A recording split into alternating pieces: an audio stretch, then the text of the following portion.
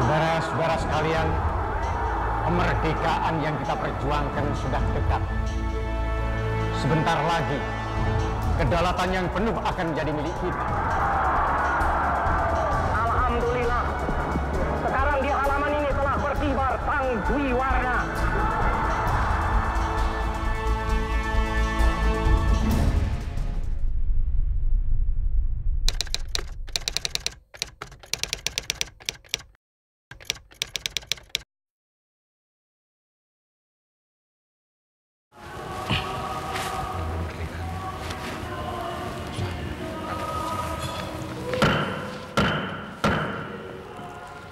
Saudara-saudara sekalian, kemerdekaan yang kita perjuangkan sudah dekat. Sebentar lagi, kedaulatan yang penuh akan menjadi milik kita. Buat itu, pimpinan Dokuritsu Zumbicho Sakai telah meminta saya secara personal buat mengumpulkan beberapa anggota ke dalam rapat kecil ini. Saudara-saudara disinilah yang akan bersama-sama membuat Vorstell soal statement dasar kemerdekaan. Statement ini nantinya akan jadi dasar satu tiang yang kuat untuk menopang kemerdekaan.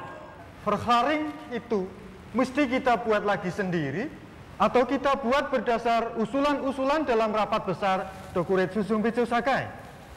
Semua itu kita tampung. Atas dasar-dasar pemikiran tersebutlah negara itu nanti akan kita bangun. Tapi kita butuh satu statement yang kuat dan lantang. Satu sikap yang kita terima dan sepakati bersama. Assalamualaikum tuan-tuan. Waalaikumsalam. Yang masih membuat saya benar-benar pelik saya rasakan pada dasar yang kelima, ketuhanan. Tuhan, tuan-tuan. Ini akan menimbulkan pertanyaan, atas dasar apakah negara yang akan kita dirikan nanti? Saya setuju dengan pendapat Tuan Soekarno yang menolak internasionalisme yang mutlak dan paham kebangsaan yang chauvinistik.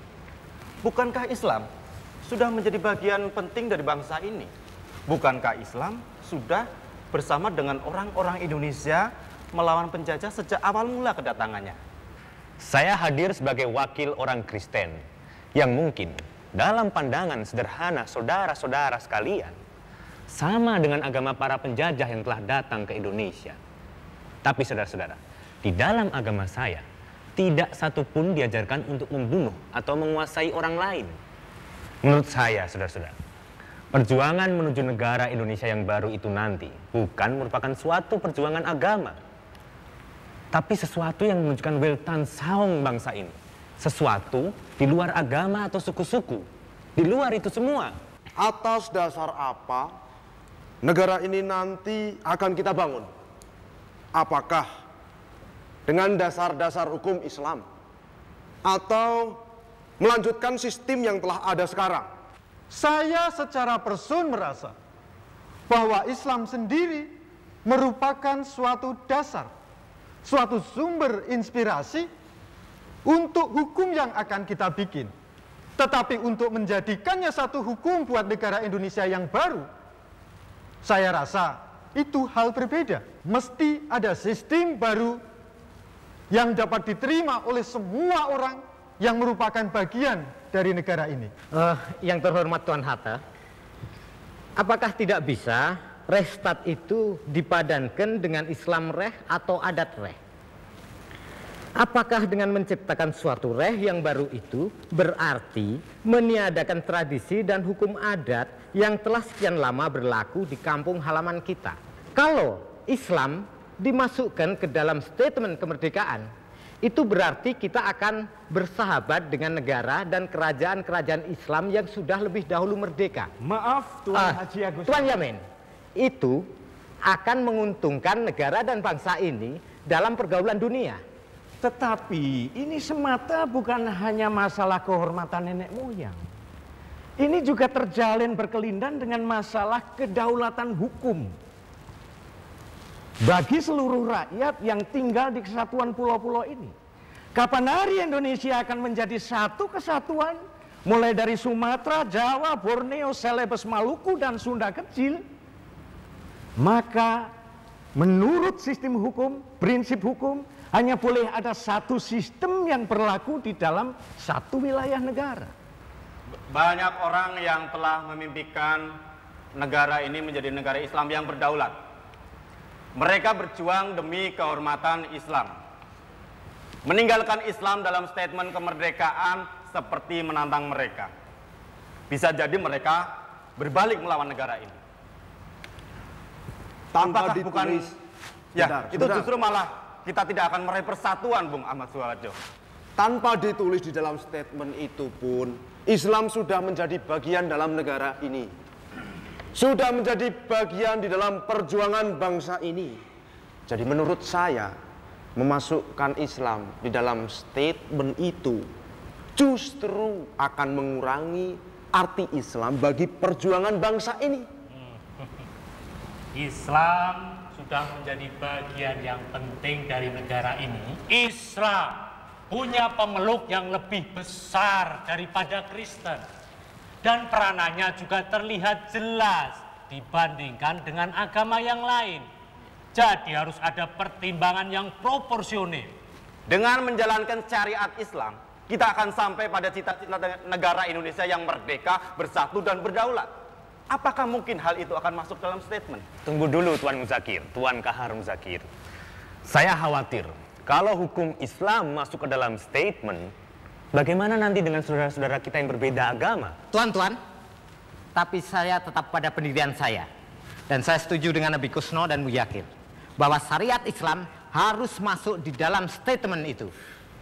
Itu yang paling mungkin dan paling jelas harus ada pada pertemuan kita malam ini. Saya kira kita harus bertanya kepada Kiai Wahid Hasyim soal ini. Kalau memang syariat Islam dimasukkan ke dalam dasar negara, maka negara kita harus berdasarkan azas-azas Islam. Hukum yang berlaku adalah hukum Islam. Ketentuan-ketentuan yang disepakati oleh para ulama dan berdasarkan Al-Quranul Karim, maka telah lengkaplah persyaratan hukum negara kita. Harus ada kesepakatan yang kita buat. Bagaimana kalau syariat Islam itu hanya berlaku untuk pemeluk agama Islam? Subhanallah, itu kompromi yang paling mungkin saat ini. Islam tidak akan memaksakan hukum-hukumnya kepada orang-orang yang tidak beragama Islam.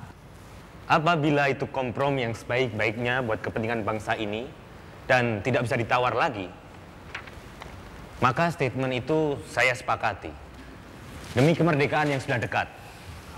Kalau begitu, ini kompromi berbunyi negara berdasar pada ketuhanan dengan kewajiban menjalankan syariat Islam bagi pemeluk-pemeluknya. Bagaimana? Saudara-saudara sekalian, soal ketuhanan ini adalah soal yang paling prinsipil bagi landasan negara kita. Karena itu sebaiknya urutannya dirubah. Jangan nomor 5, tetapi nomor 1. Bagaimana? Apakah semuanya sudah sepakat? Sepakat. Nah, kalau tidak ada usulan lagi, saya kira kita telah mencapai pada mufakat. Silahkan Tuan Yamin membacakan hasil kompromi tersebut sesuai dengan yang telah kita bicarakan bersama. Saudara-saudara semua, izinkan saya membacakan teks yang saya sebut Jakarta Charter. Demikian bunyinya, bahwa sesungguhnya kemerdekaan itu ialah hak segala bangsa. Dan oleh sebab itu, maka penjajahan di atas dunia harus dihapuskan karena tidak sesuai dengan peri kemanusiaan dan peri keadilan.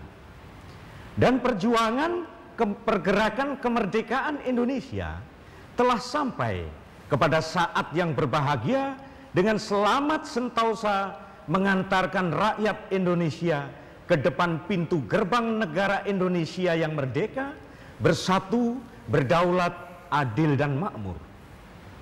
Atas berkat rahmat Allah yang Maha Kuasa dan dengan didorongkan oleh keinginan luhur supaya berkehidupan kebangsaan yang bebas, maka rakyat Indonesia menyatakan dengan ini kemerdekaannya. Kemudian daripada itu, untuk membentuk suatu pemerintah negara Indonesia merdeka yang melindungi segenap bangsa Indonesia dan seluruh tumpah darah Indonesia, dan untuk memajukan kesejahteraan umum, mencerdaskan kehidupan bangsa, dan ikut melaksanakan ketertiban dunia yang berdasarkan kemerdekaan, perdamaian abadi, dan keadilan sosial, maka disusunlah kemerdekaan kebangsaan Indonesia itu dalam suatu hukum dasar negara Indonesia yang terbentuk dalam suatu susunan negara Republik Indonesia yang berkedaulatan rakyat dengan berdasar kepada ketuhanan dengan kewajiban menjalankan syariat Islam bagi pemeluk-pemeluknya menurut dasar kemanusiaan yang adil dan beradab, persatuan Indonesia, dan kerakyatan yang dipimpin oleh hikmat kebijaksanaan dalam permusyawaratan, perwakilan, serta mewujudkan suatu keadilan sosial bagi seluruh rakyat Indonesia. Demikian Tuan Susya. Ini adalah hasil kompromi antara aliran-aliran kebangsaan dan Islam. Kita telah mencapai keputusan yang besar hari ini. Kita sudah selangkah lebih dekat kepada kemerdekaan. Alhamdulillah.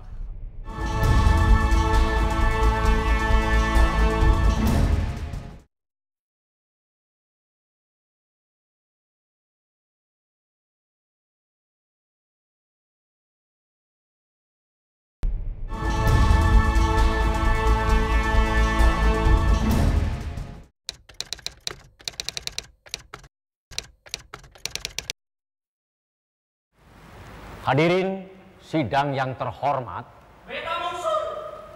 silahkan.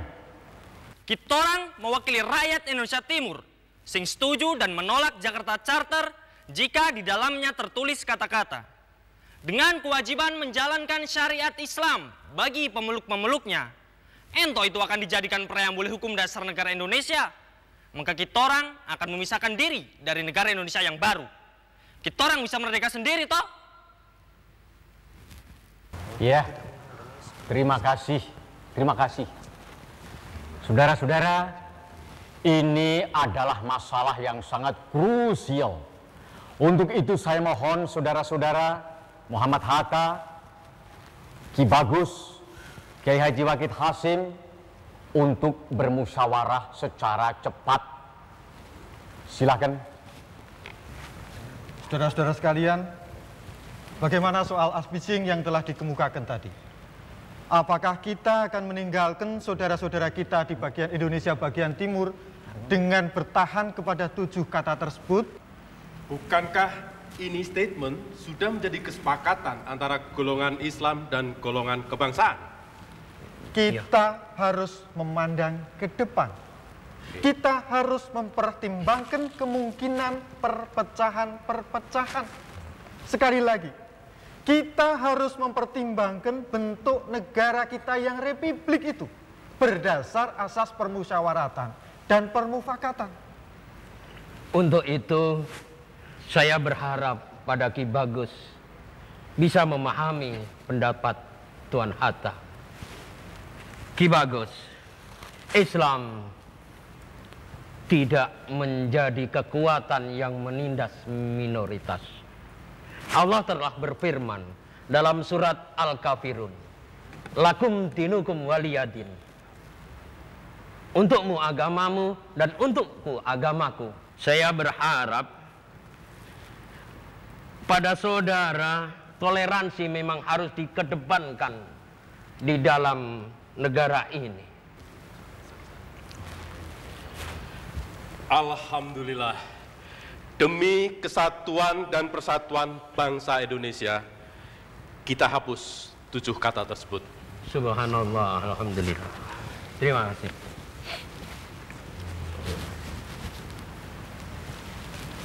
Terima kasih atas keikhlasan hati tuan-tuan di dalam bermusyawarah. Sekarang saya persilahkan kepada Paduka Tuan Hatta sebagai Yumikyo Putyo untuk memberitahukan pada tuan-tuan perubahan-perubahan daripada perkataan-perkataan yang diusulkan dan disetujui oleh beberapa anggota mengenai pembukaan Undang-Undang Dasar. Saya persilahkan Tuan Hatta. Tuan Ketua yang termulia, sidang yang terhormat, berhubung dengan suasana yang sudah terjadi sampai sekarang dan juga waktu yang bersejarah yang tiba kemarin, sudah nyata bahwa lebih baik kita kembali kepada preambul yang lama yang akan saya bacakan di sini. Demikian bunyinya. Bahwa sesungguhnya kemerdekaan itu ialah hak segala bangsa, dan oleh sebab itu maka penjajahan di atas dunia harus dihapuskan karena tidak sesuai dengan peri kemanusiaan dan peri keadilan. Dan perjuangan pergerakan kemerdekaan Indonesia telah sampailah kepada saat yang berbahagia dengan selamat sentosa mengantarkan rakyat Indonesia ke depan pintu gerbang negara Indonesia yang merdeka, bersatu, berdaulat, adil, dan makmur. Atas berkat rahmat Allah yang Maha Kuasa dan dengan didorongkan oleh keinginan luhur supaya berkehidupan kebangsaan yang bebas, maka rakyat Indonesia menyatakan dengan ini kemerdekaannya. Kemudian daripada itu, untuk membentuk sesuatu pemerintahan negara Indonesia yang melindungi segenap bangsa Indonesia dan seluruh tumpah darah Indonesia, dan untuk memajukan kesejahteraan umum, mencerdaskan kehidupan bangsa, dan ikut melaksanakan ketertiban dunia yang berdasarkan kemerdekaan, perdamaian abadi, dan keadilan sosial, maka disusunlah kemerdekaan kebangsaan Indonesia itu dalam suatu hukum dasar negara Indonesia yang terbentuk dalam susunan negara Republik Indonesia yang berkedaulatan rakyat dengan berdasar kepada ketuhanan dengan kewajiban. Saya ulangi, ketuhanan yang Maha Esa, kemanusiaan yang adil dan beradab, persatuan Indonesia, dan kerakyatan yang dipimpin oleh hikmat kebijaksanaan dalam permusyawaratan perwakilan, serta dengan mewujudkan sesuatu keadilan sosial bagi seluruh rakyat Indonesia.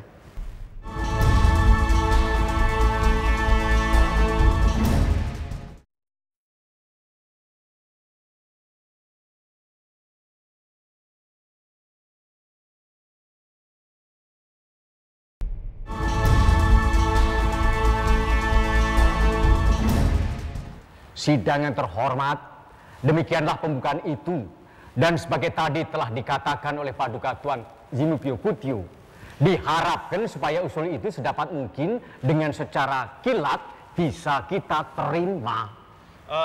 Saya kira supaya disepakati, perkataan menurut dasar kemanusiaan lebih baik diganti dengan ketuhanan yang Maha Esa, kemanusiaan yang adil, dan seterusnya. Ya. Tuan Ki Bagus mengusulkan supaya dipakai perkataan ketuhanan yang Maha Esa dan perkataan menurut dasar kemanusiaan yang adil dan beradab dicoret saja. Berdasarkan kepada ketuhanan yang Maha Esa menurut dasar kemanusiaan yang adil dan beradab, menurut dasar hilang. Berdasar kepada apakah republik kita itu? Ketuhanan yang Maha Esa menurut dasar kemanusiaan yang adil dan beradab. Perkataan-perkataan menurut dasar dicoret saja.